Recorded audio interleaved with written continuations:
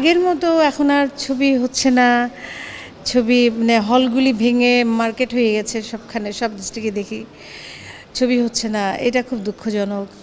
এমনও সময় গেছে যে একদিনে 4টা-3টা সিনেমার গান গেয়েছি, এরকম সময় গেছে আমাদের। এই জিনিসগুলি যখন মনে পড়ে খুব কষ্ট পাই, ভীষণ কষ্ট হয় যে ছবি কেন তৈরি হচ্ছে না।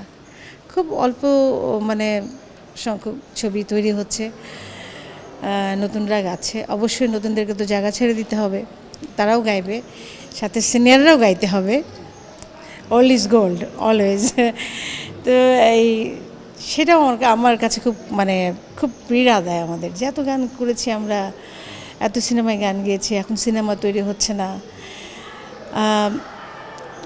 একটা একটা দেশকে শিক্ষা এবং সংস্কৃতি, এই দুইটা জিনিসই পারে এগিয়ে নিতে। সামনে আগানোর জন্য এই দুটো জিনিসের প্রয়োজন।